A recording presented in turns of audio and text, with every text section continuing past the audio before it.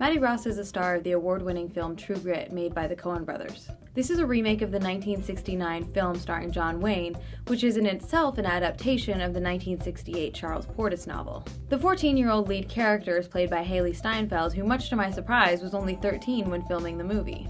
This is a significant and welcome change from the original casting, where actor Kim Darby was 21 when playing Mattie Ross. It's always nice seeing young actors playing lead roles in serious films, especially young women, because they're offered so few of these. Without giving too much away, this is a classic Western narrative about the search for revenge, self-reliance, and independence in a harsh and unforgiving land.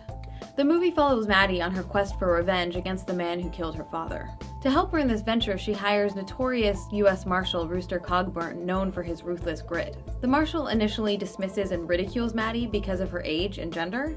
However, she convinces him of her competence, and they set out on the trail to find the killer. For those of you who haven't seen True Grit, there's going to be a few spoilers ahead. What's so captivating about Mattie's character is how witty and smart she is, and how daring, self-reliant, and independent she is. She's full of confidence in herself and her abilities in a hostile, male-dominated world. These are traits rarely ascribed to female characters, let alone teenage female characters. One of my favorite scenes comes early on when Mattie successfully negotiates with an unscrupulous horse trader. And I want $300 for Papa's saddle horse that was stolen from your stable. You have to take that up with the man who stole the horse. Tom Chaney stole the horse while it was in your care. You are responsible. Yeah, I admire your sand. But I believe you will find I'm not liable for such claims. You were the custodian. If you were a bank ever robbed, you could not simply tell the depositors to go hang. I do not entertain hypotheticals. The world as it is vexing enough. Secondly, your valuation of the horse is high by about $200. How old are you? If anything, my price is low. Price Judy is a fine racing mare.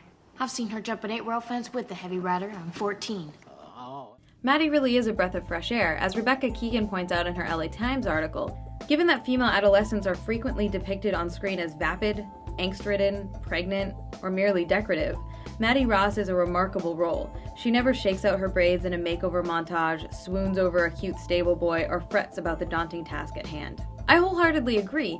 However, I've been a little dismayed by some mainstream media articles and some blog posts that are quick to label Mattie a feminist character. Personally, I think it's a bit of a leap.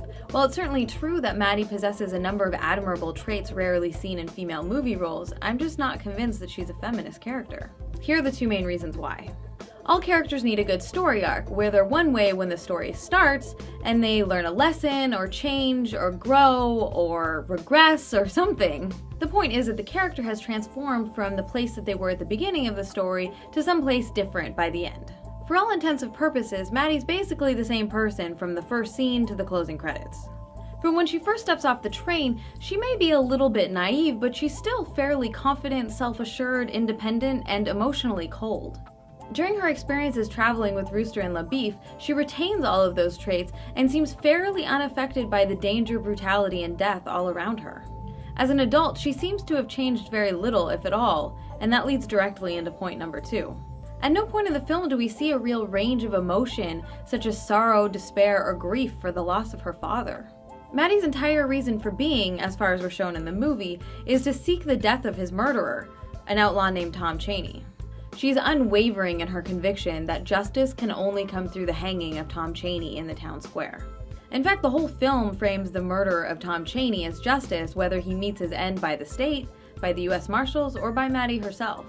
It's never questioned that maybe an eye for an eye is not such a good idea. We don't see Mattie questioning capital punishment, i.e. the death penalty, or really considering any other potential forms of justice. Even after she kills Chaney, she still shows no emotion. In fact, no one in the movie seems to be affected by brutality, death, or the suffering of others. As we know, all people, regardless of gender, are capable of the entire range of human behaviors. But since we live in a male-dominated, male-centered society, traits stereotypically identified as masculine are more valued, and consequently more celebrated by Hollywood, while traits stereotypically identified as feminine are undervalued and often denigrated. This may be one of the reasons why people are quick to adopt Mattie as a feminist character and other female pop culture characters who are considered strong and tough. The feminism I subscribe to and work for involves more than women and our fictional representations simply acting like men, or unquestioningly replicating archetypal male values such as being emotionally inexpressive, the need for domination and competition, and using violence as a form of conflict resolution. In my feminist vision, part of what makes a character feminist is watching her struggle with prioritizing values such as cooperation, empathy, compassion, and nonviolent conflict resolution in a world largely hostile to those values. I think feminist characters should, like feminists in real life, push beyond societal norms, challenge gender roles, and the institutions that actively work to maintain them. And let me be clear here. This is not to say that I don't want characters who are flawed, because I do. I want characters who are subtle, who make mistakes, and who don't always do everything right. But I want those characters to fit into overarching themes where they're not stuck in stereotypical roles such as the damsel in distress, the girlfriend, or the love interest. And on the other hand, I don't want them to just recast tough male roles for women to play, which we've been seeing a lot of lately. In True Grit, Mattie is certainly subverting expected gender roles by being witty and smart and competent and independent, yet she's not challenging the set of patriarchal, archetypal male values ever present in most mass media narratives. She's actually adopting them.